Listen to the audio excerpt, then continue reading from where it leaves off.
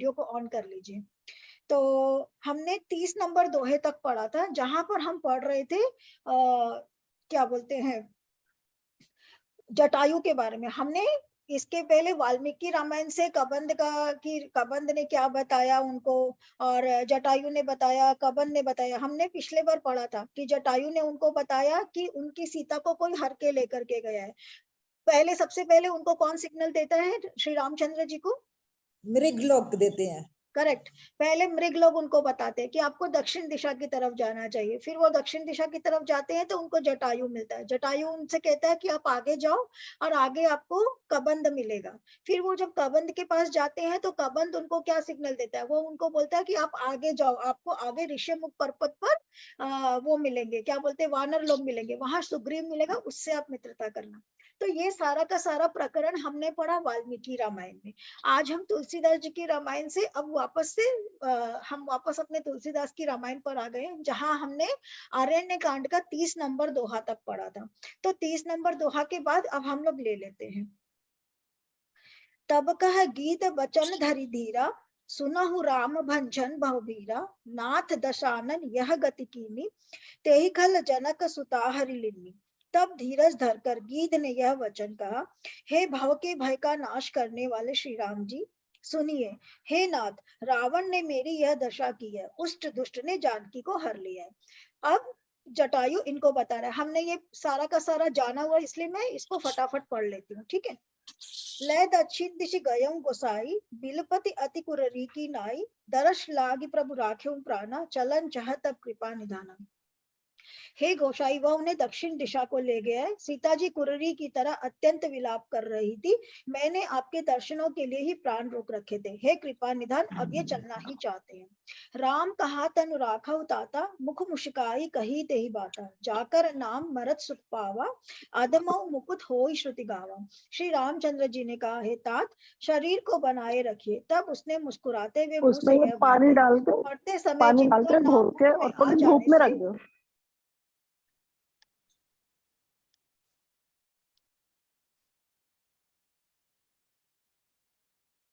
सब म्यूट कर लीजिए ना प्लीज। मरते समय जिनका नाम मुख में आ जाने से अधम भी मुक्त हो जाता है, ऐसा वेद गाते हैं। सोमम लोचन गोचर आगे, राखो देह नाथ के खांगे, जल भरी नयन कही रघुराई, तात कर्मन जिते गति पाई। वही मेरे नेत्रों के विषय होकर सामने खड़े हैं। हे नाथ, अब मैं किस कमी के लिए देह को रखूं? नेत्रों में जल भरकर श्री रघुनाथ जी कहने लगे, हे तात, आपने अपने श्रेष्ठ कर्मों से दुर्लभ गति पाई है। परहित बस जिनके मन माही, तिनकहु जग दुर्लभ कछुनाई, तनु तजिता जाहु मम धामा, देहु काहु तुम पूरन कामा। जिनके मन में दूसरे का हित बसता है, उनके लिए जगत में कुछ भी दुर्लभ नहीं है।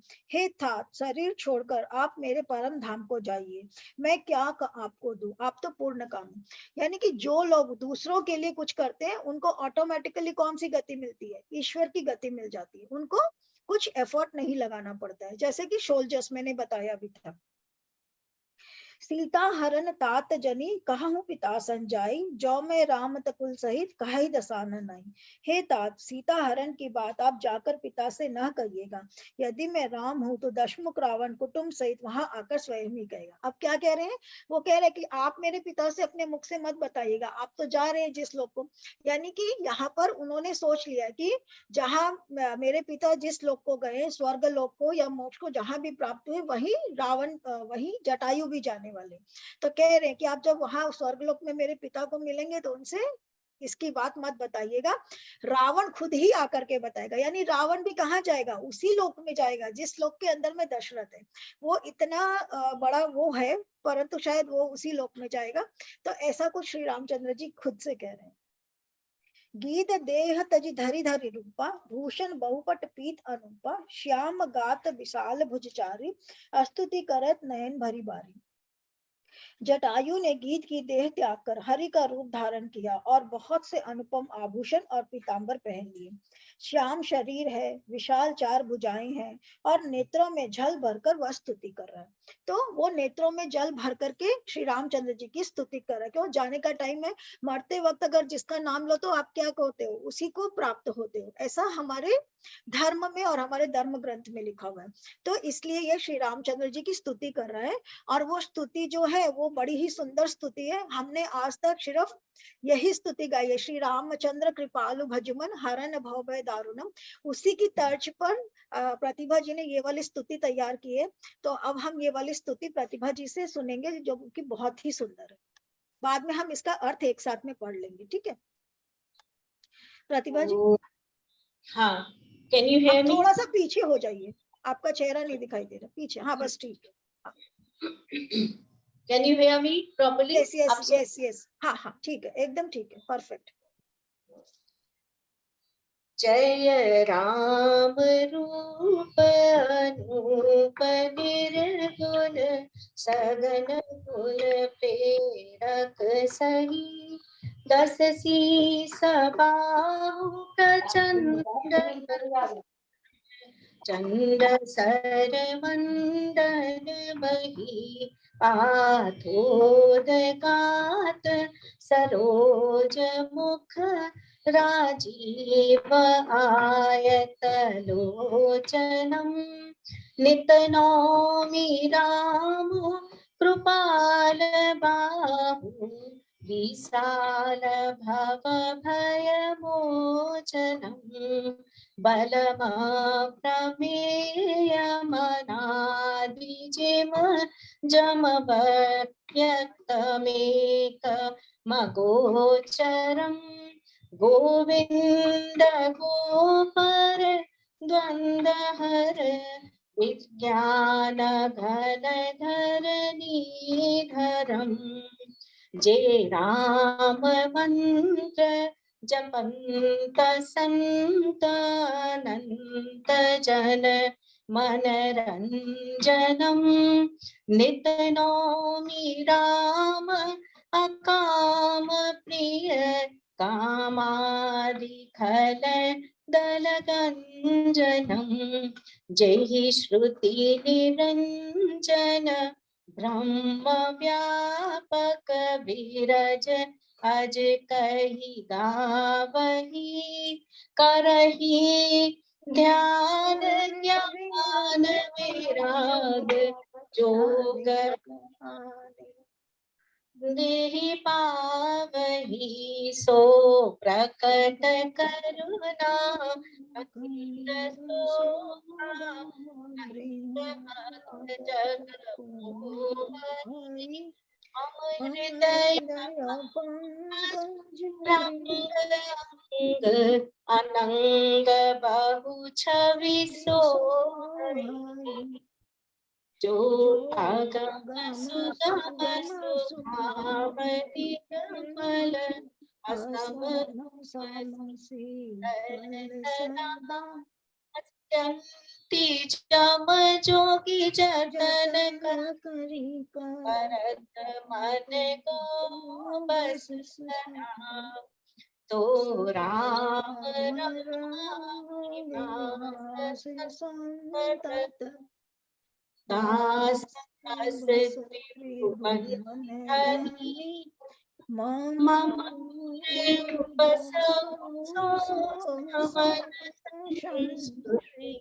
जासु कीरति पावनी। ये इसमें कुछ मिस्टेक हुई तो क्षमा करिएगा। ये रात को हमको शेयर करिए 11 बजे शी नोज। और मैंने बहुत ही सुंदर से गाया आपने प्रतिभा जी, और बहुत अच्छा गाया। हमने हमेशा श्री रामचंद्र वाली स्तुति ही गाई है, और एक ही नई स्तुति अब हमारे जितने भी रामायण के लोग हैं ना उन सबको मिल गई है। तो ये एक नई स्तुति भी अब वो लोग गा सकते हैं। और ये स्तुति का थोड़ा सा मीनिंग अब हम लोग जान लेते हैं कि ये इतनी सुंदर सी स्तुति में जटायु श्री रामचंद्र जी की कैसे आराधना कर रहा है। हम जो भी पूजा करते हैं उसमें हम क्या करते हैं? भगवान को रिझाते हैं, उनको कुछ प्रेम से बोलते हैं। तो ये प्रेम से जटायु श्री रामचंद्र जी को रिझा जा रहा है। तो क्या कह रहे हैं वो कि हे राम जी आपकी जय हो, आपका रूप अनुपम है, आप निर्गुण हैं, सगुण हैं और सत्य ही गुणों के खंड हैं। 10 सिर वाले रावण की प्रचंड भुजाओं को खंड खंड करने के लिए प्रचंड बाण धारण करने वाले, पृथ्वी को सुशोभित करने वाले, जल युक्त मेघ के समान श्याम शरीर वाले, कमल के समान मुख और कमल के समान विशाल नेत्रों वाले, विशाल भुजाओं वाले और भव भय से छुड़ाने वाले कृपालु श्री रामचंद्र जी को मैं नमस्कार करता हूँ। आप अपरिमित बल वाले हैं, अनादि, अजन्मा, अव्यक्त, एक अगोचर, गोविंद, इंद्रियों से अतीत, द्वंद को हरने वाले, विज्ञान की धन मूर्ति और पृथ्वी के आधार हैं, तथा जो संत राम मंत्र को जपते हैं उस अनंत सेवक के मन को आनंद देने वाले हैं। उन निष्काम प्रिय तथा काम आदि दुष्टों के दलन करने वाले श्री राम जी को मैं नित्य नमस्कार करता हूँ। जिनको श्रुतियां निरंजन, ब्रह्म, व्यापक, निर्विकार और जन्म रहित कहकर गान करती है, मुनि जिन्हें ध्यान, ज्ञान, वैराग्य और योग आदि अनेक साधन करके पाते हैं, वे ही करुणाकन शोभा के समूह प्रकट होकर जड़ चेतन समस्त जगत को मोहित कर रहे हैं। मेरे हृदय कमल के भ्रमर रूप उनके अंग अंग में बहुत से कामदेवों की छवि शोभा पा रही है ना। तो ये उनको अलग अलग तरह से उनकी स्तुति करके उनको रिझा रहे हैं। जो अगम और सुगम है, निर्मल स्वभाव है, विषम और सम है और सदा शीतल है, मन और इंद्रियों को सदा वश में करते हुए योगी बहुत साधन करने पर जिन्हें देख पाते हैं, वे तीनों लोकों के स्वामी रमा निवास श्री राम जी निरंतर अपने दासों के बस में रहते हैं। वे ही मेरे हृदय में निवास करें, जिनकी पवित्र कीर्ति आवागमन को मिटाती है। तो जिनकी पवित्र कीर्ति, जिनका नाम जपने से आवागमन मतलब मृत्यु का आना जान, मृत्यु होने से वापिस नहीं आना पड़े। संसार का जन्म मृत्यु, जन्म और मृत्यु। हाँ, तो जन्म और मृत्यु का साइकिल हम लोगों ने इससे पहले बहुत से जन्म लिए, पता नहीं हम कौन से जन्म में क्या थे। हमारे पहले बहुत से जन्म हो चुके, हमारे आगे भी बहुत से जन्म होंगे। क्यों? क्योंकि हमारे जन्म का एक ही पर्पज है, हमको वापस किसमें ब्रह्म मिल जाना है, ब्रह्म में मिल जाना है। क्योंकि हम ब्रह्मा से उत्पन्न हुए, हम ब्रह्म से उत्पन्न हुए, तो हमको वापस ईश्वर के अंदर मिल जाना है। तो जब तक हम ईश्वर के अंदर मिल नहीं जाएंगे तब तक हम लोग जन्म लेते ही रहेंगे। जितने कल्प रहेंगे उतने हर कल्प में हम जन्म लेते ही रहेंगे। ये जन्म के बाद अगला जन्म, उसके बाद अगला जन्म। तो जैसे अभी मैं डिवाइन सूत्र में भी वो शेयर कर रही थी, क्या नाम है, ऋषभ देव और उनके पुत्र भरत देव की कहानी है। तो वो भरत देव के कितने सारे जन्म हुए हैं, उसमें वर्णन है कि भरत थे, फिर उसके बाद में मृग हुए, फिर वापस राजा हुए, फिर उसके बाद में उन्होंने अपने आप को किस तरीका से ईश्वर के करीब ले जाने के लिए कठिन तप किया। तो हमारे बहुत से जन्म, पता नहीं कौन से पिछले जन्म में, कौन से जन्म में रमा जी मेरी कुछ थी, क्या कुसुम आंटी मेरी कुछ थी, कि उर्मिला जी मेरे कुछ थे। कोई ना कोई जन्म का रिश्ता है ना हम लोग का, तब साथ में यहाँ जुड़े हुए है ना। तो किसी तो साथ में मिले। हाँ बिल्कुल। तो किसी जन्म का हमारा आपस का रिश्ता है, इसलिए हम लोग आज साथ में सत्संग कर रहे हैं। तो आगे भी बहुत से जन्म होंगे। तो ये हमारा इस जो हमारा आवागमन है कि हम जन्म लेते हैं और बीच जाते हैं, जन्म लेते हैं और वापस मर जाते हैं, उस आवागमन से हमको मुक्ति मिलेगी अगर हम भगवान का नाम लेते रहते हैं। तो इसीलिए वो कह रहे कि आप मुझे मुक्त करो, मैं आपको नमस्कार करता हूँ। परंतु इतनी जल्दी जल्दी मुक्ति मिलती नहीं ना, स्वर्ग लोक मिल जाएगा, मुक्ति मिलने के लिए बहुत कठिन तप करना पड़ता है। बहुत कठिन। कविता जी, मेरा 31 नंबर दुआ में यह नहीं आ रहा है। आंटी अब 31 पे नहीं आंटी, अभी वो छंद खत्म होके अब 32 नंबर दोहा पे आ गई। हाँ, लेकिन नहीं आ रहा जो आप अभी स्तुति वगैरह की है ना, नहीं है मेरे इसमें। तो आंटी आपकी रामायण कुछ चेंज, अरण्य कांड में है आंटी आप? हाँ, अरण्य कांड में ही है। तो अरण्य कांड में 32 नंबर दोहा। 1 मिनट, लंका कांड में आ गए भूल से। हाँ, तो आप अरण्य कांड में जाइए आंटी, अरण्य कांड का 32 नंबर दोहा है, पेज नंबर 609 बोलिए। ठीक है, पेज नंबर 600 के करीबन है। आप अरण्य कांड का 32 नंबर दोहा में आइए, ठीक है। अच्छा, गलती से आ गए। हाँ हाँ हाँ। अविरल भगति मागिबर गीत गयं हरिदाम तेहि की कथा यथोचित निजकर किन्नीराम। अखंड भक्ति का वर मांगकर गिरिराज जटायु श्री हरि के परम धाम को चला गया। श्री रामचंद्र जी ने उसको दाह की सारी क्रिया यथा योग्य अपने हाथों में की। हमने पढ़ा था ना कि श्री रामचंद्र जी ने उसके लिए एक गड्ढा बनाया, फिर उसमें उसको डाला और उसके बाद में उसके शरीर को आग दी। तो जो गति एक ह्यूमन को मिलनी चाहिए वही गति एक पक्षी को प्राप्त हुई, बिकॉज उसने किसी दूसरे के लिए अपनी जान छोड़ी है ना। आप देखे होंगे कुत्ते लोगों की भी कितनी अलग अलग गति होती है ना। कोई कुत्ता स्ट्रीट के ऊपर में है, कोई कुत्ता एकदम राजमहल के अंदर में रह रहा है ना, कोई कुत्ता का ऐसा गति है कि वो एकदम अपने मालिक के बगल में ही सो रहा है, वो मालिक उसके बगैर नहीं रह पा रहा है। तो कितनी अलग अलग उसकी गतियां है। एक ही कुत्ता है परंतु कितनी अलग अलग है। कोई सोल्जर्स के साथ में रहता है और कोई बॉर्डर के ऊपर में है, तो सोल्जर्स के साथ में सबको सुन सुन करके सोल्जर्स को हेल्प कर रहा है। तो वी डू नॉट नो कि किसकी क्या गति होने वाली है। तो पशुओं की और पक्षियों की भी अलग अलग गति हो सकती है। तो इसने दूसरे के लिए अपनी जान छोड़ी, तो इसकी गति ये हुई कि अब ये स्वर्गलोक को प्राप्त हुई। कोमल चित अति दीन दयाला कारण बिनु रघुनाथ कृपाला गीत अधम खग आमिष भोगी गति दीनी जो जाचत जोगी। श्री रघुनाथ जी अत्यंत कोमल चित्त वाले, दीन दयालु और बिना ही कारण कृपालु हैं। गृत्र अधम पक्षी और मांसाहारी था, उसको भी वह दुर्लभ गति दी जिसे योगी जन मानते रहते हैं। यानी गिद्ध तो है, वो कैसा पक्षी है, वो तो मरे हुए को खाता है। गिद्ध है, कौवा है, इनको हम लोग स्कैवेंजिंग बर्ड बोलते हैं। स्कैवेंजिंग बर्ड मतलब जो हम लोगों का जूठन को और उसको साफ करते हैं ना। तो कौवा जो होता है वो आपके घर में जो जूठा रहता है उसके अंदर में चोंच मारेगा। ऐसे ही गिद्ध जो होता है वो आपका मरे हुए जीव जंतुओं को खा जाता है। इंसान का मांस खाता है। हाँ, तो इनको स्कैवेंजिंग बर्ड्स बोलते हैं, क्योंकि ये हमारा सफाई को, हमारे जूठन को खाकर हमारा वातावरण को साफ कर देते हैं। तो इनको स्कैवेंजिंग बर्ड बोलते हैं। तो वो कह रहे कि ऐसी बर्ड को भी इतनी बढ़िया गति मिली। सुनहु उमाते लोग अभागी हरित जी हो ही विषय अनुरागी पुनि सीत ही खोजत दो भाई चले बिलोकत बन बहुताई। हे पार्वती सुनो, वे लोग अभागे हैं जो भगवान को छोड़कर विषयों से अनुराग करते हैं। फिर दोनों भाई सीता जी को खोजते हुए आगे चले, वे वन की सघनता देखते जाते। अब इसमें तुलसीदास जी नहीं बता रहे हैं कि जटायु ही उनको बोलता है कि आप आगे जाओ। आपको आगे जाने पर पंपा सरोवर के पास में ऋष्यमुख पर्वत मिलेगा, जहां आपको आगे जाना है। आगे जाने पर आपको इस दिशा में जाना है, वहां आपको एक राक्षस मिलेगा। सॉरी, वो उनको बताते कि आपको एक राक्षस मिलेगा, आप उस राक्षस के पास जाओ, वो आपको आगे का रास्ता बताएगा। तो दैट इज जटायु। तो ये तुलसीदास जी ने यहाँ उसको मिस करा है थोड़ा।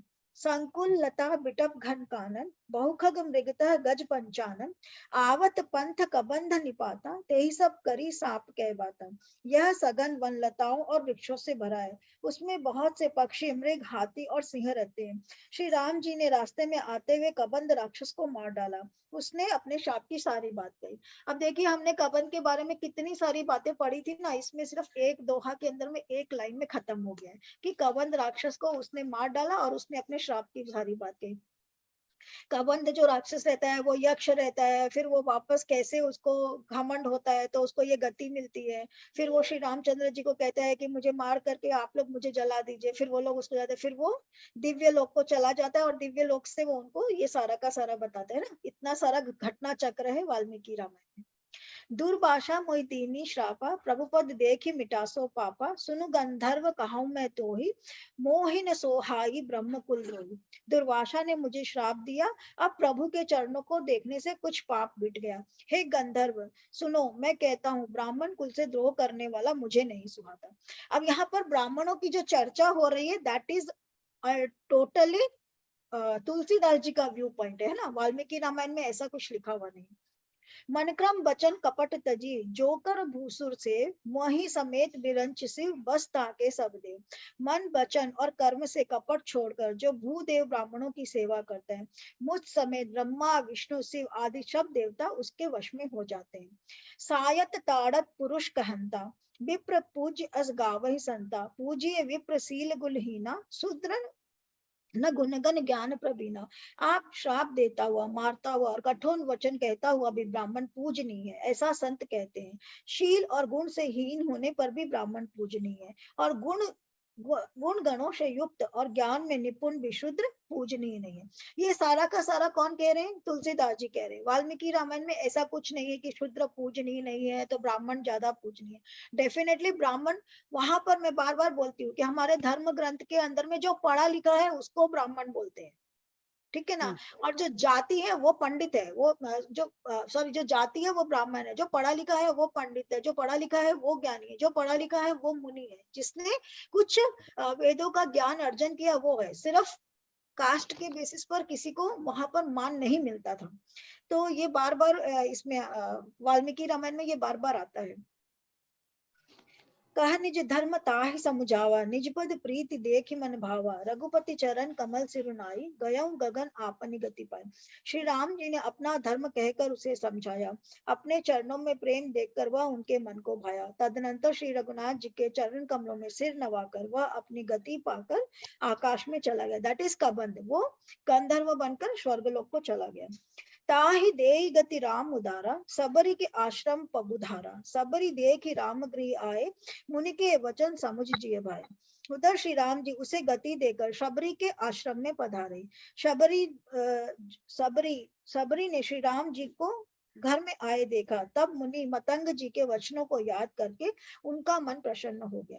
तो शबरी जो है ना, वो मतंग ऋषि के आश्रम में रहती थी, और मतंग ऋषि के जो शिष्य थे वो सारे के सारे उस आश्रम में रहते थे, और शबरी जो है उनकी सेवा करती थी, क्योंकि ऋषियों का आश्रम था तो वो ऋषियों की सेवा करती थी। तो जब ऋषि लोगों का सेवा और तपस्या पूरा हो जाता है और वो लोग आगे जाते हैं, तो वो लोग शबरी को वहीं छोड़ देते हैं। तो शबरी उनके साथ जिद करती है, कहती है कि आप सब ऋषि लोग जब जा रहे तो मुझे भी साथ लेकर के चलिए, ताकि मेरी भी गति अच्छी हो जाए। तो वो लोग उसको कहते हैं कि तुम यहीं रहो, जब श्री रामचंद्र जी आएंगे तब तुम्हारी गति जो है तुमको, तब तुम अपनी देह छोड़ करके चली जाना, और तब तुमको सदगति मिल जाएगी। तो इसलिए उस पूरे के पूरे घने जंगल में शबरी अकेली रहती थी, और वो जो आश्रम था वो आश्रम काफी गहन उसके बीच में था, परंतु कोई भी उस आश्रम को नुकसान नहीं पहुंचा सकता था। इतने गहन जंगल में अकेले रहने के बावजूद उसको कोई आश्रम नहीं नुकसान नहीं पहुंचा सकता था, बिकॉज वहां पर मतंग ऋषि का तप का काफी क्या बोलते तप के वजह से वो पूरी की पूरी सुरक्षित थी, उनकी जो कुटिया थी वो पूरी सुरक्षित थी। तो यहाँ पर उसको मतंग ऋषि की बात याद आ गई कि श्री रामचंद्र जी और लक्ष्मण जी जब आएंगे तब तुम्हारा उद्धार हो। तो इसी बात की चर्चा यहाँ पर हो रही। सरसिज लोचन बाहु विशाला, जटा मुकुट सिर उर बनमाला, श्याम गौर सुंदर दो भाई, सबरी परी चरण लपटाई। कमल सदृश नेत्र और विशाल भुजा वाले, सिर पर जटाओं का मुकुट और हृदय पर वनमाला धारण किए हुए सुंदर सांवले और गोरे दोनों भाइयों के चरणों में सबरी जी लिपट पड़ी। प्रेम मगन मुख बचन न आवा, पुनि पुनि पद सरोज सिर नावा, सादर जलले चरण पुखारे, पुनि सुंदर आसन बैठारे। वे प्रेम में मग्न हो गई, मुख से वचन नहीं निकलता, बार बार चरण कमलों में सिर नवा रही है। फिर उन्होंने जल लेकर आदर पूर्वक दोनों भाइयों के चरण धोए और फिर उन्हें सुंदर आसनों पर बैठाया। पहले के जमाने में ना ये स्टाइल था, जो लोग बहुत पहले के होंगे उनको याद होगा कि घर में कोई आता था ना तो उसको क्या करते थे, पहले पाँव धुलवा करके फिर बेटा है ना। हाँ, अभी भी आप देखे होंगे साउथ इंडियन लोगों में वो जो दूल्हा रहता है उसका पाँव को वो लोग बारात के अंदर में धो करके तब वो दूल्हे हाँ, के फिर ऊपर पहुंचते हैं कपड़े ना। तो वैसे ही है। तो चरण धूलि का पाँव धोने का एक रीजन तो ये है कि भाई सामने वाले का पाँव धोना है, और दूसरा रीजन ये है कि भाई सामने वाला अगर आ रहा है तो बाहर से क्या लेकर आ रहा है, इम्प्योरिटीज लेकर के आ रहा है। तो पाँव धोने से है ना, पाँव धोने से वो इम्प्योरिटीज चली जाएगी। अभी हम लोग क्या करते हैं, चप्पल लिए पूरा हॉल में और पूरा बेडरूम में सब जगह, यहाँ तक कि बेडरूम के नीचे ड्रॉअर बना हुआ रहता है जिसमें चप्पलें रखी हुई रहती है ना। तो हम खुद ही अपने घरों के अंदर में इम्प्योरिटीज और अपने घरों में वो सब लेकर के आ रहे हैं। तो पहले हर चीज का एक अलग स्थान था कि ये जो चीजें ये नेगेटिविटी देंगी आपको तो इसको आप बाहर रखो। तो आजकल हम लोग मानते भी नहीं है, और समय मतलब जगह भी शॉर्ट रहती है, जो भी वजह, काफी सारे वजह हैं।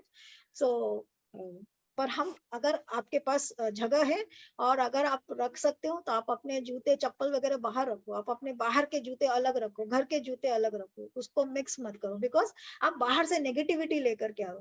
मैंने पहले भी बताया था, हमारे कपड़े, हमारे पानी, हमारा सब कुछ नेगेटिविटी को, बाहर की एनर्जी को एब्जॉर्ब करता है। तो आप जो जूता चप्पल लेकर के आ रहे हो वो तो धरती से भी ले रहा है और बाहर का भी उससे ले रहा है, तो सब कुछ का नेगेटिविटी ज्यादा जूते चप्पल एब्जॉर्ब कर रहे हैं, तो उसको बाहर रखना ज्यादा सही है। घर के अलग रखो, बाहर के अलग रखो, उनके घर के अंदर मत लाओ। तो उनको पांव धुलाया और पांव धुला करके उनको उसने आसन पर बैठाया। कंद मूल फल सुरस अति दिए राम कहूआनी, प्रेम सहुत प्रभु खाए बारंबार बखानी।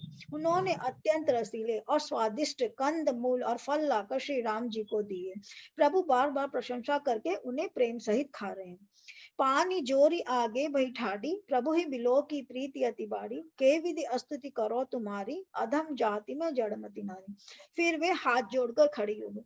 अब सबरी के जूठे बेर प्रभु ने खाए, ये कहाँ पर लिखा हुआ है? मुझे आज तक किसी भी उसमें नहीं मिला, न तो वाल्मीकि रामायण में है और न ही तुलसीदास जी की रामायण में।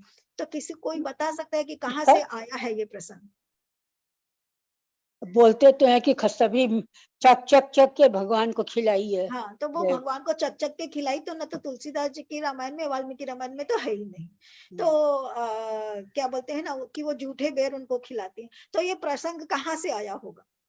ये मतलब राम जी जब गए थे, बोला सरस्वती पूजा के दिन सबरी के पास पहुंचे थे और इस सीजन में बेर बहुत उगे हुए रहते हैं, तो जंगल में वो रहती थी, हो सकता है बेर माँ होंगे तो उन्होंने वही खिलाया होगा। डेफिनेटली उन्होंने बेर खिलाया होगा, I am not denying that. हाँ, वो जूठे बेर खिलाई, ये कहाँ लिखा हुआ? क्योंकि वो भक्ति में मतलब इतनी भाव विभोर हो गई थी भगवान को देख के कि जिनके लिए वो सालों से इंतजार कर रही थी वो उनके सामने थे, तो उनको होश ही नहीं आया, वो खा रही और गुटली उनको दे रही है, ऐसे जूठे बेर खिला रही है और उनको लग रहा है कि कहीं मतलब कोई उनको कुछ कड़वा नहीं मिले, इसलिए वो टेस्ट कर करके खिला रही है। वो टेस्ट करती है, इसीलिए टेस्ट करती है कि भगवान को ना खट्टे भी होते मीठे मीठे बेर, जो खट्टे नहीं मिले मीठे मीठे बेर खाए भगवान, इसीलिए वो टेस्ट करती। ठीक है, भगवान सही, ठीक है, सही बात है आप सब लोगों का, परंतु इसका वर्णन किसी भी रामायण में नहीं है कि सबरी ने भगवान को जूठे बेर खिलाए। न तो वाल्मीकि रामायण में है न तुलसीदास जी की रामायण में। देखिए इसमें क्या लिखा हुआ है, उन्होंने अत्यंत रसीले और स्वादिष्ट कंद मूल और फल लाकर श्री राम जी को दिए। प्रभु ने बार बार प्रशंसा करके उनको प्रेम सहित खाया। कहीं पर भी ये नहीं लिखा हुआ है कि श्री रामचंद्र जी ने जूठे बेर खाए। तो ये जो कहा, ये जो आया है कि भगवान ने जूठे बेर खाए, ये कोई कवि की कल्पना है। आज हमने सोचा है कि अरे ये खट्टा है, भगवान को ये कैसे दें, यू नो, हमारे मन का, किसी जिसने भी वो लिखा होगा भजन या जिसने कोई किया होगा उसके मन की भावना, मन का भाव है। करेक्ट, ये मन का भाव है कि भगवान तो है, वो प्रेम के भूखे हैं तो वो मीठे भी बेर खा लेते हैं। जैसे कि वो एक वो भजन भी है, आज भी भरी आए विदुर घर पावना, की वो छिलका खिला रही हैं। तो ये जो है भजन जो है, ये जो कवि ने रचा उनकी कल्पना है ना। ये कहीं पर भी आपके धर्म ग्रंथ में नहीं लिखा हुआ है। हाँ, तो तुलसीदास जी की रामायण में भी कहीं पर भी नहीं लिखा हुआ है कि शबरी ने जूठे बेर खिलाए भगवान को, और ना ही कहीं पर वाल्मीकि रामायण में लिखा हुआ है कि शबरी ने भगवान को जूठे बेर खिलाए। तो उसने भगवान को बेर अर्पण किया, वो बिल्कुल सही बात है। परंतु रामायण दिखाई थी ना, उसमें दिखा रहा था कि सबरी खा खा के दे रही थी, रामानंद सागर जी की। हाँ, करेक्ट, हाँ, दिखाया थी। हाँ, तो मैं वही कह रही हूँ कि ये आपके तुलसीदास जी की रामायण में भी इसका वर्णन नहीं है। हमने अभी यहाँ पढ़ा, कहीं पर है लिखा हुआ कि भगवान को जूठे बेर खिलाए, नहीं है। और वाल्मीकि रामायण में भी नहीं है कि शबरी ने उनको जूठे बेर खिलाए। तो ये कवि की कल्पना है। कुछ कुछ मुझे लगता है कि जैसे वो कर्माबाई वाला इंसिडेंट हुआ था ना, कर्माबाई वाला जो इंसिडेंट हुआ था, जिसमें वो कहानी पता है कि नहीं पता है? कर्माबाई वाली ऊंट के पेट में झुक जाती है, ऊंट के पेट में लुकती है जाके। नहीं, खिचड़ी खिलाती है, कर्मा का खिचड़ा खाती है। हाँ, खिचड़ी। हाँ, वो किसको पता है वो वाला कहानी? जरा बताइए, वो वाली कथा किसको मालूम? अरे वो बिना नहाए जो खीरा बना के खिलाती है भाई के पिताजी, आपका नेटवर्क गड़बड़ है, प्लीज। मेरे को पता है, ठीक है, मेरे को बताइए। रमा जी बता रहे हैं, रमा जी आप बताइए। हाँ, वो कर्मा बाई के पिताजी गए हुए थे बाहर, वो रोज भोग लगाते थे नहा के और भगवान को, लेकिन वो कर्मा बाई जो है ना ऐसे ही खिला देती थी, खिला दिया उसने। नहीं, कर्मा बाई जो है ना, सॉरी, ठीक है, कर्मा बाई जो है ना, बोलिए। हाँ, तो उसके पिताजी आके बोले कि तुमने जो है ना ऐसे ही भोग लगा खाना, मतलब भोग लगा दिया। तो बोली कि नहीं, मैंने तो भोग लगा दिया था, भगवान ने खा लिया। कुछ ऐसे ही है। नहीं, कोई बात नहीं, कर्मा बाई कोई बात नहीं, कोई बात नहीं, कोई बात नहीं, ठीक ही बताया आपने। आप बताइए उर्मिला जी। हाँ, कर्मा बाई के पिताजी रोज भगवान को भोग लगाते थे। तो जब वो लोग एक बार बाहर गांव में गए, तो वो कर्मा बाई छोटी बच्ची थी, उनको बोल के गए कि तुम रोज भगवान को भोग लगा के खिचड़ी खाना। तो कर्मा बाई मंदिर के सामने खिचड़ी रख के बैठ गई और बोली भगवान भोग लगाओ। पूरा दिन बीत गया, भगवान भोग लगाए नहीं। वो लास्ट में बोली उसमें घी डाली, उसमें और घी डालती गई, मैं घी डाल देती हूँ तब तुम खाओ। तो खाए नहीं। वो बोले जब तक तुम नहीं खाओगे मैं भी नहीं खाऊंगा।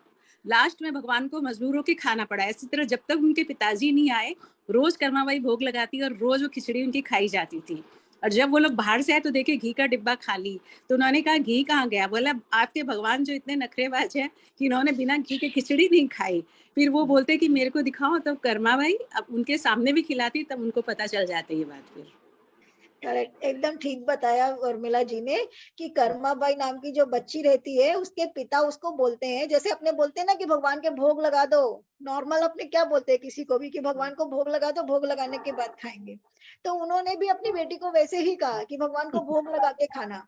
अब उसने ये समझा कि भगवान को भोग लगाने का मतलब ये है कि भगवान खाएंगे उसके बाद ही खाना, बिकॉज वो छोटी बच्ची थी।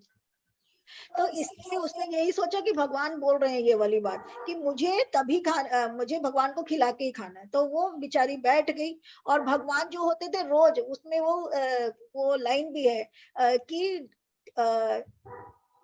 किवाड़ की ओट बैठ करके शाम खींचड़ो खायो, वो भजन में वो लाइन की ओट बैठ के बार बार पर्दा को हटाती है, बार बार पर्दा ने खोलती, बार बार में जड़ती जी, कन्या कोनी रिझे मोहन, करवी बोलती जी, है ना। तो डांट रही थी कि खा क्यों नहीं रहे, चुपचाप खाओ, तुमको इतनी बार बोल रही हूँ, खाया क्यों नहीं। उसको डांटती है। फिर डांटने से भी नहीं खाता है, तब घी मिला मिला करके उनको देती है कि अब खा लो, अब खा लो। तो जब वो एक बार पर्दा लगाती है लास्ट के अंदर में, जब रात हो जाती है, वो पर्दा लगाती है तो देखती है कि खिचड़ी की कटोरी साफ, तो वो समझ जाती है कि भगवान अब खा ली। तो वो रोज ऐसे भोग लगाती और वो भगवान खा लेते। और फिर उसके बाद में जब उसके माता पिता, जैसे उर्मिला जी ने बताया, आए तो बोली कि ये खत्म कैसे है। तो वो भगवान को जब भोग लगाती है तो देखते हैं कि भगवान का कटोरा साफ है। तो समवेयर वहां से कुछ आया होगा कि फीलिंग कि भगवान जो है वो भक्त की बात सुनते हैं। भगवान जो है वो भक्त की बात सुनते हैं और जो भक्त के मन की होती है उसको पूरी करते। तो कहाँ वहीं कहीं से वो इंसिडेंस आया होगा कि जूठे बेर वो खिलाई। उसके ऊपर में भजन भी है बड़े सुंदर सुंदर से, आई डोंट रिमेम्बर एनी भजन, अनीता को पता होगा। तो सुंदर सुंदर से भजन भी है उसके ऊपर में है ना, थाली भर के लाई खींचड़ो ऊपर घी की बात की। उसके ऊपर नहीं, शबरी ने जो जूठे बेर खिलाए ना उसके ऊपर, उसके ऊपर भी कोई भजन होगा। हाँ, चित्रकूट के घाट पे भाई सुनते हैं। नहीं, उसके ऊपर ये भजन है, दिया निमंत्रण सबरी ने प्रभु को अपने घर आने को। मतलब और आगे बहुत सारी लाइनें, ठीक है, बहुत सारे भजन है। चलो आगे चलो, बहुत भजन है उसपे। ओके, तो उसके ऊपर बहुत सारे भजन होंगे। तो इस तरीका से कुछ आया होगा। परंतु हमारे ग्रंथों में, वाल्मीकि रामायण में भी और तुलसीदास जी की रामायण में भी कहीं पर भी ये वर्णन नहीं है कि उन्होंने भगवान को जूठे बेर खिलाए। तो इसका वर्णन उसमें कहीं पर भी नहीं है, ये कवि की अपनी कल्पना है। तो अब वो उनसे क्या कह रही है कि मैं तो नीच जाति की हूँ, शबरी हूं मैं तो सर्व करने वाली हूँ, तो मैं तो नीच जाति की हूँ, मैं कैसे आपकी सेवा करूं, मेरे पास आपकी सेवा करने को कोई शब्द नहीं है। अधम ते अधम अधम अति नारी, तिनमह मैं मंद मति मंद अघारी, कह रघुपति सुनु भामिनी बाता, मानव एक भक्ति करनाता। जो अधम से भी अधम है, स्त्रियां उनमें भी अत्यंत अधम है और उनमें भी है पापनाशन। मैं मंद बुद्धि हूँ। किसका है बार बार? तो बार बार ऑन मत कर मम्मी। नहीं, उन्हें डिस्टर्ब हो रहा। जाति पात, मैं मति मंद बुद्धि हूँ, हे भामिनी मेरी बात सुन, मैं तो केवल एक भक्त, मैं तो केवल एक भक्तिहीन का संबंध मानता हूँ। तो वो क्या कह रहे हैं, वो कह रही कि मैं तो अधम हूँ, और उसमें भी नारी तो और अधम होती है। This is all Tulsidas ji का मन का बात है, बिकॉज उनकी पत्नी ने उनको छोड़ दिया ना कहीं तो मेरे ख्याल से वो चलता होगा दिमाग में कि नारी जो होती है वो ऐसी होती है। तो वो कह रहे हैं कि अधम से भी अधम है और स्त्रियां उनसे भी अधम है। मैं मंद बुद्धि हूँ। श्री रघुनाथ जी का हे भामिनी मेरी बात सुन, मैं तो केवल एक भक्ति ही का संबंध बताता हूँ। पर वाल्मीकि रामायण में बताया गया है कि शबरी जो होती है वो बड़ी ज्ञानी होती है। तो जब श्री रामचंद्र जी जाते हैं तो वो श्री रामचंद्र जी उसको नमस्कार करते हैं और कहते हैं कि माँ हमें बताओ, तुम तो इतनी ज्ञानी हो और तुमने तो मतंग ऋषि से बहुत कुछ सीखा है, तो तुम भी हमें कुछ बताओ कि आगे का मार्ग कैसे हो। तो नवदा भक्ति की बात जो है वो फिर शबरी उनको बताती है। तो ये शबरी जो होती है वो बहुत ही इंटेलिजेंट और बहुत ही ज्यादा क्या बोलते हैं तपस्विनी टाइप की रहती है। जो इसमें वर्णन है बूढ़ी सी एंड बेवकूफ सी, she is not that, she is very intelligent और तपस्विनी रहती है, और अपने आप को तप से उसने अपने शरीर को गठा हुआ रहता है। तो इसीलिए पूरे जंगल में अकेले रह पा रही थी ना। बुढ़ी की तरह अगर होती तो अकेले जंगल में कैसे रहती। लेकिन दिखाते बुढ़ी है उसको।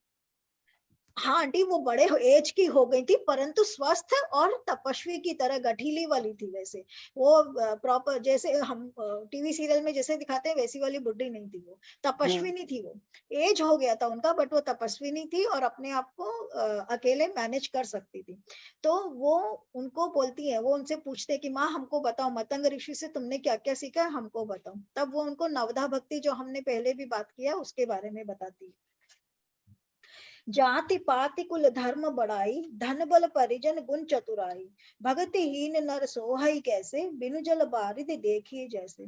जाति पाति कुल धर्म बढ़ाई, धन बल कुटुंब गुण और चतुरता, इन सब के होने पर भी भक्ति से रहित मनुष्य कैसा लगता है, जैसे जलहीन बादल दिखाई पड़ता है। तो क्या कह रहे हैं कि बाकी कुछ भी हो, जाति पाति कुल धर्म बढ़ाई धन बल कुटुंब गुण और चतुरता, इन सब के होने पर भी भक्ति के रहित मनुष्य कैसा है। आपके पास में आप उच्च जाति में है परंतु आपके पास आपको भक्ति नहीं है। आपका बहुत सारा पावर है, आपको बहुत कुछ मिला हुआ परंतु आप में भक्ति नहीं है। आपका कुल बहुत ऊंचा है, आप बहुत धर्म का काम करते हो परंतु उस धर्म के काम में आपको भक्ति से लेना देना नहीं है। आपको बहुत आपका बड़ा मान सम्मान है परंतु आप भगवान की पूजा नहीं करते हो। आपके पास बहुत पैसा है परंतु आप पूजा नहीं करते हो। आप बहुत शक्तिशाली हो परंतु आप भगवान को नहीं मानते हो। तो कोई भी हालत में आपको सब कुछ मिल जाए परंतु अगर आपकी भक्ति नहीं है तो वो जलहीन बादल जैसा मनुष्य होता है। नवधा भगति कहाऊं तो ही पाही, सावधान सुन धनु मन माही, प्रथम भगति संतन कर संगा, दूसरी रति मम कथ प्रसंगा। मैं तुमसे अब अपनी नवधा भक्ति कहता हूँ, तू सावधान होकर सुन और मन में स्मरण कर। तो पहली भक्ति कौन सी है? सबसे पहले जो एलिमेंट्री स्टेज होता है भक्ति का, वो पहला एलिमेंट्री स्टेज क्या है? पहली भक्ति है संतों का सत्संग।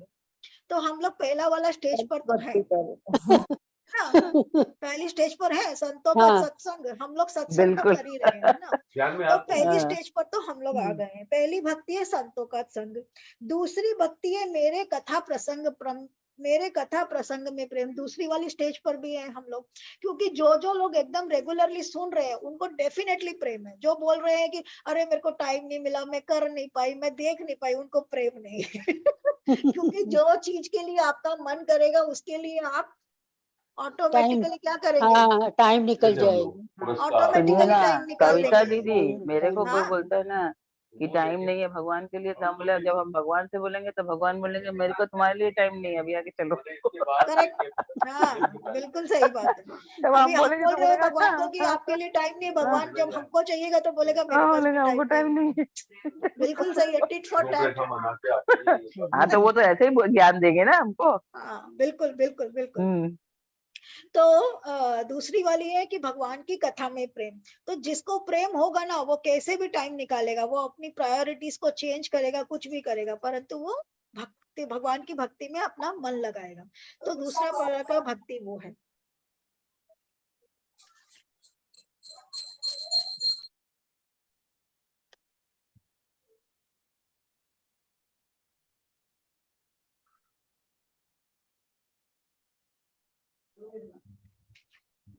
गुरुपद पंकज सेवा तीसरी गुरुपद पंकज सेवा तीसरी भक्ति अनुमान, चौथा भक्ति मम गुण गण करई कपट तजिगान।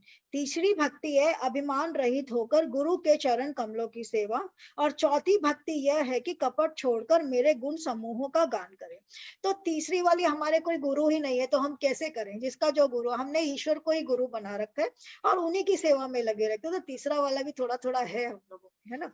और चौथी भक्ति यह है कि कपट छोड़कर मेरे गुण समूहों का गान करें। अब ये मुझे पता नहीं है कि मुंह में राम बगल में छुरी किस किस के है मेरे भी अंदर है, तो हमको पता नहीं है कि क्या पता मुंह से बोल रही हूँ अंदर में क्या चल रहा है, वी डू नॉट नो। तो चौथी भक्ति यह है कि कपट छोड़ करके, कि बिना किसी कपट के, कपट सहित गुणगान करना मतलब क्या होता है? कपट सहित गुणगान मतलब आप दूसरे को बेवकूफ बनाने के लिए, जैसे जिसको हम लोग बोलते हैं ढोंगी, पाखंडी जिसको हम लोग बोलते हैं ना, जिसको ज्ञान नहीं है परंतु दिखाएगा कि हमको ज्ञान है, जिसको कुछ पता नहीं है परंतु ऐसे शो करेगा कि हम बहुत बड़ा भक्ति वाला है ना, तो उसको हम लोग बोलते हैं पाखंडी। हम लोग कोई वैसा पाखंड नहीं कर रहे हैं ना, नहीं करना है तो नहीं करेंगे ऑल टुगेदर, है ना, पाखंडी तो नहीं है। तो चौथी वाली भक्ति जो है वो है कि कपट छोड़कर मेरे गुण समूह। बहुत से लोगों को हम देखते हैं कि उनको बिल्कुल भक्ति नहीं रहती है परंतु आचार विचार इतना करेंगे जैसे पता नहीं कि कितने बड़े भक्त हो ना, तो यू फील कि अरे बाप रे तो वो उनका होता है। मंत्र जाप मम दृढ़ विश्वासा, पंचम भजन सो वेद प्रकाशा, छठदम शील विरति बहुकर्मा, निरत निरंतर सज्जन धर्मा। मेरे मंत्र का जाप और मुझ में दृढ़ विश्वास, यह पांचवी भक्ति है जो वेदों में प्रसिद्ध है। छठी भक्ति है इंद्रियों का निग्रह, शील, बहुत से कार्यों से वैराग्य और निरंतर सत्पुरुषों के धर्म में लगे रहना। मेरे मंत्र का जाप और मुझ में दृढ़ विश्वास, यह पांचवी भक्ति है। तो मेरे मंत्र का जाप और मुझ में दृढ़ विश्वास जो हम कभी कभार थोड़ा देर करते हैं, दैट इज नॉट मंत्रों का जाप। मेरे मंत्रों का जाप और मुझ में दृढ़ विश्वास मतलब वो वाला जो राम सुखदास जी करते थे, कि राम सुखदास जी का जब वो पंडित लोग उनको स्टेथोस्कोप लगाए जब डॉक्टर, तो उनके स्टेथोस्कोप से किसकी आवाज आ रही थी? राम राम धड़कनों से। राम राम। हाँ कहते हैं, आई डोंट नो कि सच है कि क्या है, आई डोंट नो, परंतु ऐसे कहते हैं कि जब डॉक्टरों ने उनको स्टेथोस्कोप लगाया तो धड़कनों से राम राम राम राम की आवाज निकल रही। तो ये कह रहे हैं कि वैसा वाला स्मरण। तो सुबह सुबह 10-15 मिनट, आधी घंटा, 1 घंटा हमने कर लिया, या हमको म्यूजिक बहुत अच्छा लगता है तो हम वो चैंटिंग कर रहे हैं, दैट इज नॉट स्मरण। स्मरण मतलब पूरा टाइम आपको स्मरण होते रहना चाहिए। वो लेवल तक पहुंचे नहीं अभी। तो मैं तो नहीं पहुंची, I can tell about me, about दूसरे का मुझे पता नहीं। आपसे ज्यादा कौन पहुंचेगा? सारे दिन आप करती हैं सब। तो उतना लेवल पर अभी हम लोग पहुंचे नहीं कि सारा टाइम मंत्रों का जाप कर रहे हैं, मन उसी में चल रहा है, इधर ये खत्म हुआ ना उधर ध्यान आ जाता है, अरे लंच भेजना है, अरे ये करना है, अरे वो करना है, तो पूरा भक्ति सब चला जाता है तुरंत एकदम। क्या बोलते हैं, जग का जंजाल में वापस फंस जाते हैं, अरे ये करना है, वो करना है, ये टाइम पे फिनिश करो, इसके बाद यहाँ भागना है, वहां भागना है, तो वो जाप चलता ही नहीं अंदर। कीर्ति जी कुछ कह रहे हैं? रिवर्स बोल रहे हैं, रिवर्स गियर लग जाता है तुरंत रिवर्स गियर लग जाता है, इधर खत्म हो उधर रिवर्स गियर लग जाता है। तो जितने देर कर पा रहे उतने देर कर पा रहे। लेकिन ठीक है, उसमें भी अगर हम लोग मन में जाप करते हैं, जैसे अभी आप बोले ना, हम लोग का आवागमन लगा रहेगा जब तक पूरा नहीं हो, तो जब तक ये स्थिति नहीं आएगी ना तब तक लगा रहेगा, ये भी समझ लीजिए। करेक्ट। तो तीसरी कि मेरे मंत्र का जाप और मुझ में दृढ़ विश्वास, वो पांचवी भक्ति है जो वेदों में प्रसिद्ध है। छठी भक्ति है इंद्रियों का निग्रह। इंद्रियों का निग्रह किसी का हुआ है? इंद्रियों का निग्रह मतलब अपने डिजायर्स के ऊपर कंट्रोल हुआ है।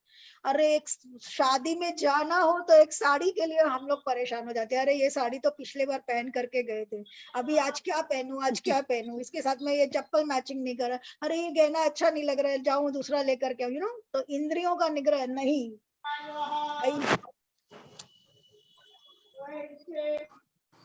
इंद्रियों का निग्रह एकदम नहीं है, क्योंकि हमारा मन पूरा टाइम, मतलब ये तो छोटी सी चीज है, बड़ी बड़ी चीजें तो सोच ही लो कि भाई घर हमारा को ये घर चाहिए, या ये मेरे बच्चे को ये मिल जाए, वो मिल जाए, तो बड़ी बड़ी डिजायर है। छोटी छोटी डिजायर पे भी हमारा कंट्रोल नहीं। छोटी छोटी चीजों को लेकर के भी हम लोग डिजायर रखते हैं, बड़ी चीजें तो बहुत दूर की बात है।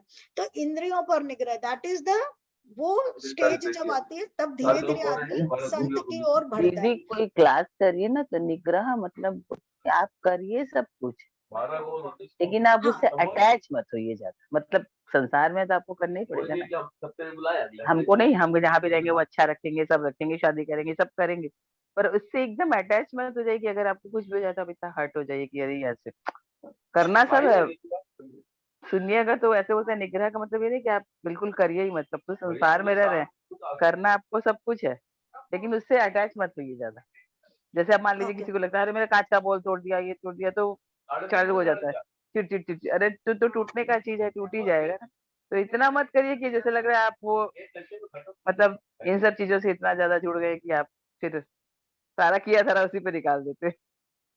ऐसा बोलते हैं कि निग्रह मतलब आप निग्रह मतलब हाँ नहीं, निग्रह मतलब वशीकरण, मतलब इंद्रियों को अपने वश में करना। अटैच मत होइए ना, अपने बस में रखिए, ये करना है संसार में आपको सब, लेकिन निग्रह आप उससे अटैच मत होइए। मतलब ये तो आपको करना ही पड़ेगा, हम लोग सांस नहीं लेंगे, कपड़ा नहीं पहनेंगे, खाना नहीं खाएंगे, शादी सब तो करेंगे ही ना। आपको मेरा आवाज सुना जाए, मैं और जगह हूँ कहीं, बाद में बात करते हैं। हाँ, तो कीर्ति जी ने जो बताया वो सही ही बताया। व्हाट आई मीन टू से इज कि हमको उसके लिए डिजायर रहता है, अरे यहाँ जाना है, तो ये मतलब कहने का मतलब है कि हमारे मन में उसको लेकर के एक इच्छा रहती है कि ऐसे नहीं, ऐसे तैयार हो, ऐसे का। तो छोटी छोटी चीजों के लिए भी हमारा मन बस में नहीं रहता है, तो बड़ी चीजों के लिए तो वश में करना, अपने मन को वश में करना बहुत ही मुश्किल है, छोटी चीज के लिए वश में नहीं होता है। मन पसंद खाना नहीं मिले तो ही हम लोगों को गुस्सा आ जाता है। होता है कि नहीं होता है? मन पसंद खाना नहीं मिले बिल्कुल उतने में होता ही है, आदमी को बिल्कुल होता है, लेकिन हाँ, निग्रह तो का हमारा प्रैक्टिस मन करने उतना लगेंगे भी ना, वश में नहीं है, तो उतना नहीं है कोई हम छोटी छोटी चीजों के लिए ही अपने मन को वश में नहीं कर सकते। तो शुरुआत कहीं से तो करनी पड़ेगी ना, छोटी छोटी चीजों को अगर हम वश में करेंगे तो शायद बड़ा वशी वाला चीज हो जाए। तो अगर एक स्टेज और बढ़ना हो हमको आगे, तो हमको पहले वो कोशिश करना होगा कि छोटी चीजों के लिए अपने मन को वश में। कीर्ति जी, मैंने भी आपका बहुत वहां पर बहुत क्लासेस डिस्टर्बेंस है, प्लीज आप अपना म्यूट मैं रखिए बंद अपने कर आप को आज। हाँ, जो और हम लोग चौथी, व्रत करते हैं ना, वो भी वशीकरण ही है, इसीलिए व्रत किया जाता है कि अपने मन को वश में। करेक्ट करेक्ट करेक्ट, एकदम ठीक कहा आपने। जो हम लोग उपवास करते हैं that is also a technique to हम अपने मन को वश में करने के लिए, कि अपना मन को आप कितना कंट्रोल कर पाते हो, तो वो एक टेक्निक है। एकदम ठीक बोल रहे हैं आप। आजकल का उपवास नहीं, परंतु आजकल सवेरे में दाल मखाने खा लिए, फिर दोपहर में ये खा ली, दैट इज नॉट उपवास। वो वाला उपवास नहीं। उपवास का मतलब पूरा उपवास, निर्जल उपवास या कुछ खाए बिना उपवास, दैट इज वशीकरण। तो वो होता है अपने आप को वश में करना। आजकल वाला उपवास उपवास नहीं है। अब तो लोग चौथ का व्रत में भी खा लेते हैं, फ्रूट्स, ड्राई फ्रूट सब खा लेते हैं कि भैया बर्दाश्त को नहीं होगा अब तो। सो दैट इज नॉट वशीकरण। उसको मन में वश कर, बस उसको जैसे मन वश में करना नहीं बोले। छठ माई जो करते हैं वो एकदम अपने आप को कंट्रोल करके हाँ करते आंटी, बिल्कुल एकदम ठीक बोले आप कुसुम आंटी। जो लोग छठ व्रत माई जो का व्रत करें, करते हैं ना, वो लोग अपना हाँ, मन वश में अभी करके लोग जो भी हाँ, व्रत करते हैं वो लोग बहुत अच्छे से करते हैं, अपने लोग करेक्ट, खा पी के करते हैं। एकदम ठीक बोले आंटी आप।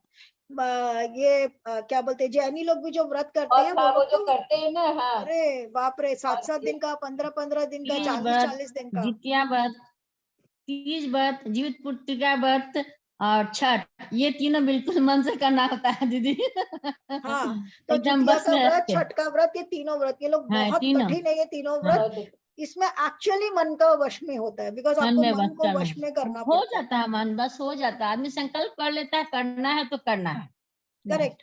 तो प्रतिभा हाँ, जी, मैंने 40 बरस छठ का व्रत किया है, उसको निकोट निकाल करके सारा दिन, ओ वाओ, ओ वाओ, बहुत ही अच्छा। और तो सौंफ उठाते थे। 40 साल किया, फिर उसके बाद अब छोड़ दिए। हाँ हाँ हाँ, ठीक है ठीक है। तो 40 साल तक आंटी ने भी व्रत किया है। तो इस तरीका से जब हम करते हैं तो हमारा मन धीरे धीरे शायद थोड़ा वश में आए। तो वो हम लाइक इसीलिए हमारे धर्म ग्रंथ में 11 का व्रत बोलते हैं कि आप 11 का, महीने की 2 11 करो। 2 इंपॉर्टेंट 11 इसी के लिए बोलते हैं कि 11 का व्रत करने से, क्योंकि 11 के व्रत में आप कुछ खाते पीते ना, तो आप अपना बॉडी को मन को वश में करते हो, आपका बॉडी डिटॉक्स होता है, सभी कुछ होता है उसके साथ में।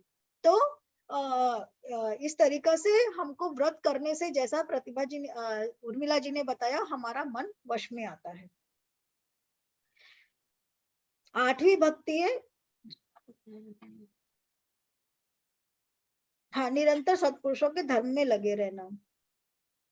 7वां सम मोहि मय जग देखा, मोते संत अधिक करी लेखा। 8वां जथा लाभ संतोषा, सपने नहीं देखई परदोषा।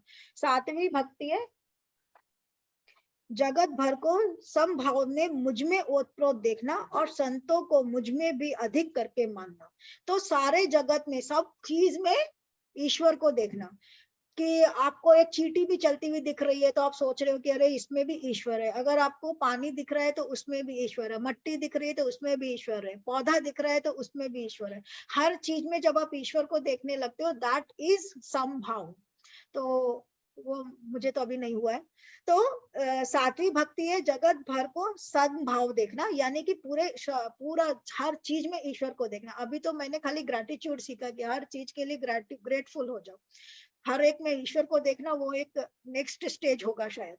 तो देखना, और संतों को मुझसे भी अधिक माना। जो मेरे से अधिक संत है, जो मुझसे अधिक जानता है, जो मुझसे अधिक जानकार है, उसके ऊपर में आपको, अगर आपको कुछ लर्न करना है तो जो आपसे बेटर जानता है, अगर आप उसके ऊपर में उसको अगर आप मानोगे नहीं, उसको आप सम्मान नहीं दोगे, तो आप सीखोगे कैसे? कुछ भी हो जाए, है ना। तो जो आपसे बेटर जानता है, तो जो संत है, यानी कि जो आपसे बेटर जानता है, उसको आप मान सम्मान देना, ये लिखा हुआ है इसके अंदर। 7वीं भक्ति, जगत भर में ओतप्रोत देखना और संतों को मुझसे भी अधिक करके मानना। 8वीं भक्ति है, जो कुछ मिल जाए उसी में संतोष करना और स्वप्न में भी पराये दोष को न देखना। तो जो मिल रहा है उसमें संत को देखना, जो प्राप्त है वो क्या है? पर्याप्त है। करेक्ट। तो जो प्राप्त है वो पर्याप्त है, यानी कि जितना ईश्वर ने दिया है वो मेरे लिए काफी है, ये भाव से रहना। इसका मतलब ये नहीं है कि ज्यादा के लिए सोचना ही नहीं है, ज्यादा के लिए काम नहीं करना है। आपको ज्यादा चाहिए, उसके लिए आप काम करो, परंतु जो है उसमें खुश रहो, दैट इज इम्पोर्टेंट। हाँ, कंटेंटमेंट जिसको बोलते हैं, कि जो है उसमें हम खुश हो। पर इसका मतलब ये नहीं कि अब जो है उसके अंदर में राम राम ते आलसी पुकारा, फिर तो वो हो जाएगा कि आप आलसी हो गए। वो नहीं करना है आपको जो मिला हुआ उसमें राजी रहना है, और उसके बाद में आगे के लिए प्रयत्न करते रहना है। आगे हो रहा, आपका अच्छा हो जाए तो बहुत ही खुशी की बात है। तो आगे तो हमेशा बढ़ते ही रहना। ज्यादा की चाह नहीं रखना, जो है उसमें संतुष्ट रहना। करेक्ट, एकदम ठीक बोले आंटी। तो जो है उसमें संतुष्ट रहना, और स्वप्न में भी पराये दोषों को न देखना। ये तो बहुत ही ज्यादा मुश्किल है, सबसे पहले यही चीज होती है। अपनी गलती दिखाई नहीं देती है, सामने वाले की गलती सबसे पहले दिखाई देती है ना, कि मैं तो ठीक ही हूँ, वो ही कुछ गड़बड़ किया होगा। तो ये तो बहुत ही मुश्किल काम है। ऐसा है। हाँ, हम लोग के माइंड का डिजाइन ही ऐसा है। हाँ, तो हमारा माइंड का डिजाइन ऐसा है, उसको हमको चेंज करना है। बट ऑल द सेम हमको जब रियलाइजेशन है कि हमको ये नहीं करना है, तो हमको ये चेंज करना है। तो जब हम किसी के अंदर में दोष को देखें और हम उसको रियलाइज कर लें कि अरे मैं ये ऐसा कर रही हूँ, that is the first stage of, मजा आ जाएगा। जैसे आप निग्रह बोले ना कविता दीदी, अगर हम ये भी मान ले ना कि हमको इससे निग्रह करना है, कोई भी एक चीज भी पकड़ेंगे ना, जैसे हमको ये दोष नहीं देखना, ये भी एक निग्रह है ना, एक तरह का निग्रह है। इससे भी आपकी इंद्रियों में बहुत क्षमता आएगी, तो उससे भी बहुत फर्क पड़ता है। बिल्कुल बिल्कुल बिल्कुल। लेकिन अपने को किसी का संकल्प लेना पड़ता है, जिसको जो इजी पड़े। जिसको जो इजी पड़े वो उस तरीका से अपने मन को कंट्रोल करने की कोशिश कर सकता है। तो अगर आप पराये लोगों में दोष देखना बंद कर देते तो that is also a way of controlling your mind. 9वां सरल सब सन छलही ना, मम भरोसे ही हरस न दीना। 9 महु एकौ जिनके होई, नारी पुरुष सचराचर होई। अब सबसे ज्यादा हाईएस्ट फॉर्म ऑफ भक्ति कौन सा है? 9वीं भक्ति है सरलता, और उसके साथ कपट रही बर्ताव करना। ये कौन सी वाली भक्ति है? इसका एक एग्जाम्पल, हमने बहुत सारे एग्जाम्पल डिस्कस किए। सब लोग एक एक एग्जाम्पल बताइए इसका। 9वीं भक्ति है सरलता और सबके साथ कपट रहित बर्ताव करना, हृदय में मेरा भरोसा रखना और किसी भी अवस्था में हर्ष और दैन्य का न होना। इस 9 में से जिनमें एक भी होती है, वह स्त्री पुरुष जड़ चेतन कोई भी हो, वो ईश्वर को प्राप्त हो जाता है। तो ये वाली भक्ति कौन सी है? एक एग्जाम्पल दीजिए। सभी जितने भी भक्त, जैसे मीरा है, रामदेव जी, जो भी भक्त हुए थे, आपको सिर्फ एक एग्जाम्पल देना है। अभी तो सबरी बोले आप, सबरी भी वही थी, एक निष्ठ उसको प्रभु ही घर आएंगे, प्रभु से ही मिलना है, और जहाँ ठीक वो है, रहती थी वहां कीर्ति जी उसको कह कोई रही राह। है, हाँ ठीक है, कीर्ति जी कह रही है कि शबरी है वो, और आप बताइए बाकी मीराबाई के लोग। मीराबाई हाँ प्रहलाद, प्रहलाद है, भक्त प्रहलाद का भी तो वही था। हाँ, भक्त प्रहलाद है, और बताइए। जड़ मीराबाई भरत, मीराबाई मीराबाई, और बताइए। मीराबाई, हाँ जड़ भरत भाभी, हाँ वो भरत जो जड़ भरत जो भागवत में आते हैं ना, उसने भी हाँ, उनकी तो भक्ति सरल नहीं है, उन्होंने तो निग्रह और बहुत कुछ किया है, तो उनकी सरल भक्ति नहीं है। हम सरल भक्ति की बात कर रहे हैं। जो मरा मरा मरा रते रते जो बन जाते हैं, वाल्मीकि, वो भी वाल्मीकि तो सरल भक्ति। वो तो वाल्मीकि जी। विदुरानी, विदुरानी, और बताइए, और बताइए सरल भक्ति। विदुरानी, हाँ विदुरानी, और बताइए। अरे अभी अभी हमने उसका गाना गाया, कर्माबाई। कर्माबाई, अभी अभी हमने भजन गाया ना कर्माबाई का, सरल भक्ति का। उनको कुछ नहीं आता है, वो सबसे ज्यादा, हाँ उसको कुछ भी नहीं आता है। उसने ना मन का निग्रह किया, कुछ नहीं किया उसने, केवल उसने क्या किया, अपने आप को ईश्वर के भरोसे छोड़ दिया। सरल भक्ति वो हुई जिसमें आप कोई भी निग्रह नहीं करना है, आपको ना व्रत करना है, ना उपवास करना है, कुछ नहीं करना है। दैट इज सरल भक्ति, जो कि मीराबाई को थी, जो कि हरिदास जी को थी, जो कि कर्माबाई को है, और जो कि भजन है जो हमने साक्षी गोपाल का सुना वो है, जहां उन लोगों को कुछ भी नहीं आता है, ना उनको ज्ञान है, कुछ नहीं है, उनको केवल क्या है, खाली भक्ति है, खाली भरोसा है ईश्वर का। हाँ है ना कविता जी, शिव जी का एक शिव जी का भजन है जिसमें एक चोर जी के ऊपर चढ़ के घंटी चुरा रहे हैं, तभी भी शिव जी से प्रसन्न हो गए कि वो खुद को ही मेरे को समर्पित कर दिया। वो था चोर, करेक्ट, बिल्कुल बहुत बढ़िया भजन है वो, बहुत जाता है चोरी करने घंटा देख के, तो घंटा चुराने के लिए शिव जी पर चढ़ जाता है, तो भगवान बोलते हैं ये तो पूरा का पूरा मेरे को समर्पित हो गया। बिल्कुल बिल्कुल बिल्कुल, हाँ। तो लेकिन कुछ उसको वहां से ज्ञान हो जाता है, उसको फिर वो मानने लगता है उस दिन से प्रभु को, प्रभु प्रकट होते हैं। तो सरल भक्ति वो है जहां पर आपको कुछ भी नहीं करना है, जहां आपको सिर्फ ये भरोसा हो कि ईश्वर मेरे साथ में है, ईश्वर है, वो मेरे साथ में है। तो जैसे वो कर्माबाई को भरोसा था कि ईश्वर है और वो मेरे साथ में है, तो उसने उसने ईश्वर को प्राप्त कर लिया उस छोटी सी उम्र के अंदर में। जैसे गोपियां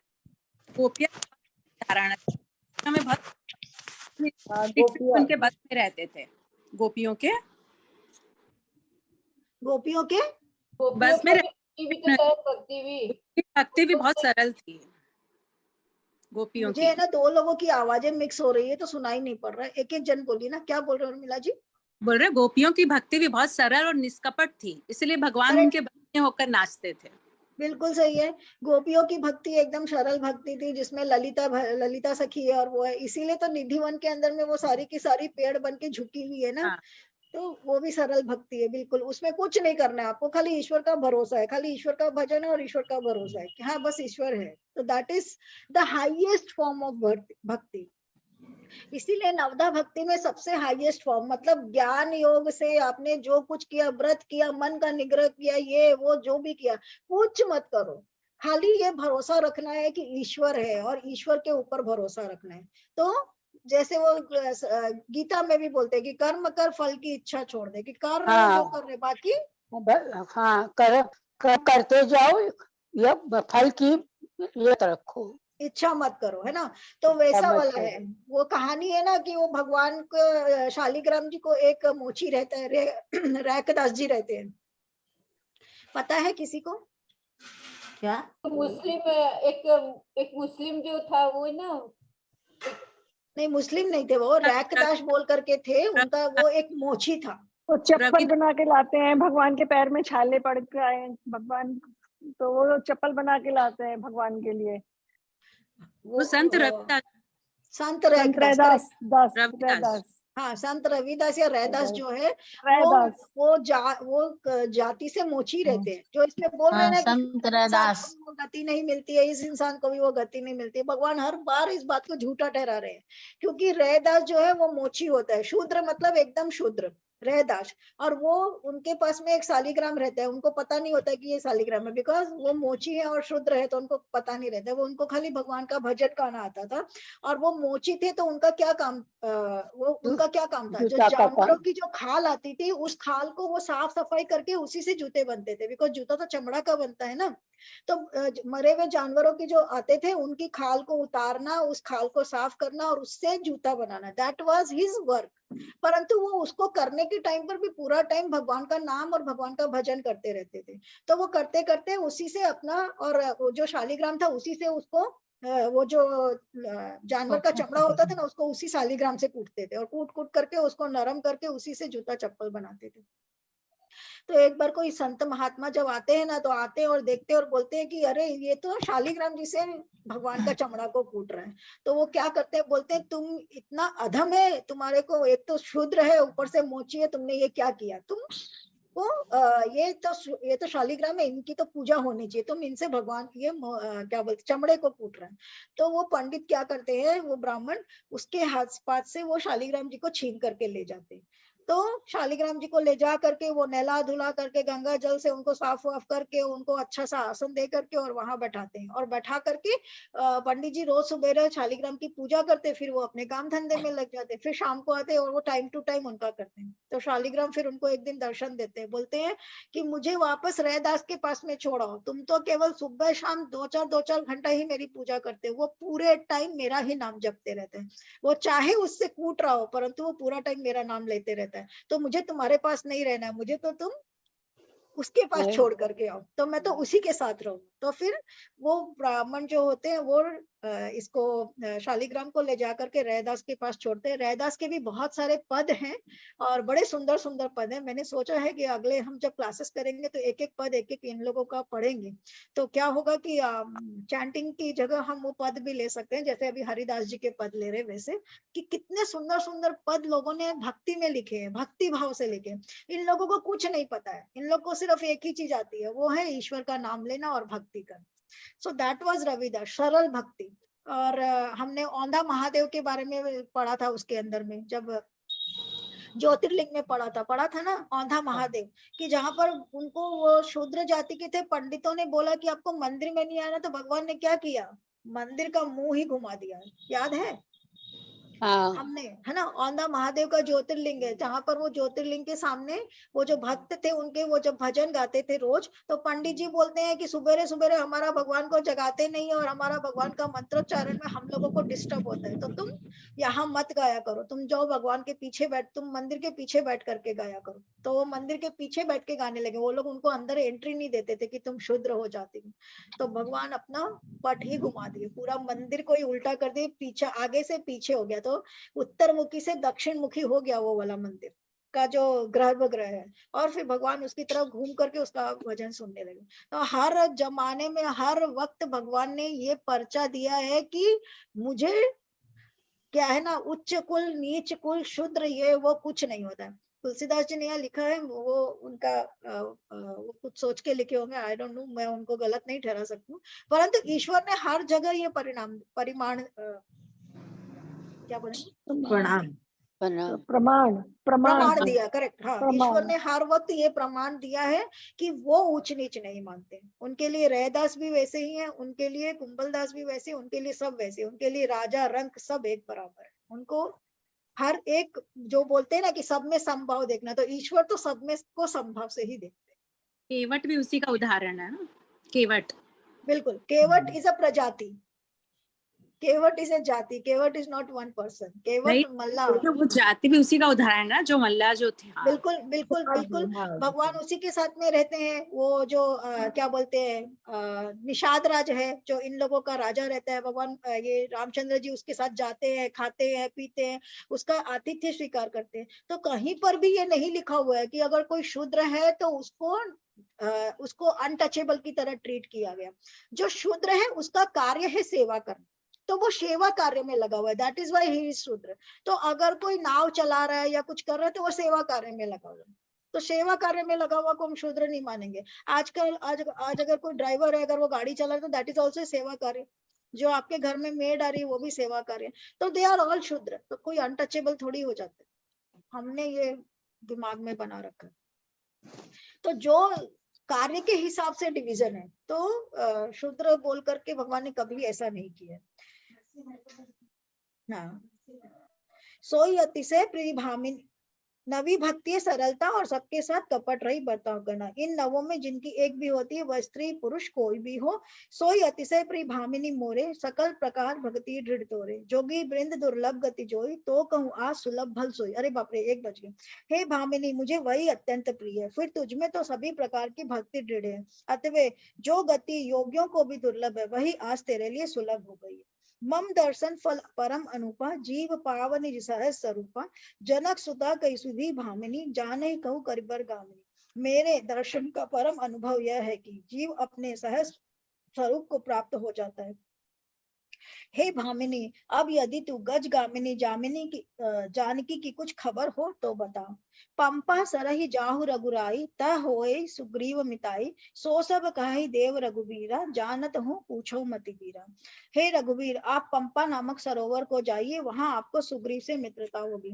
हे देव, हे रघुवीर, वह सब हाल बताएगा। हे दीर बुद्धि, आप सब जानते हुए भी मुझसे पूछते हैं। बार बार प्रभु पद सिर उनाई, प्रेम सहित सब कथा सुनाई। बार प्रभु के चरणों में सिर नवाकर प्रेम सहित उसने सब कथा सुनाई। आज हम लोग यहीं तक पढ़। कविता दीदी 1 बज गया। हाँ, बस खत्म कर दिया मैंने, अभी ये लास्ट था। चलो, वो हम लोग हाँ। भक्ति का बात करने लगे तो लेट हो गया। कितना नंबर दोवा में छोड़े हैं? आंटी हम लोग पढ़ेंगे, छंद है 28, कितना 38 नंबर छंद है शायद, 38 नहीं 36 छंद है। 36 नंबर दोहा से पढ़ेंगे हम लोग। उसके पहले छंद है और 36 नंबर दोहा वहां से पढ़ेंगे। सो आज का रामायण सेशन अब हम लोग यहीं खत्म करते हैं, बड़ी देर हो गई, समय का पता नहीं चलता। नहीं, कन्वर्सेशन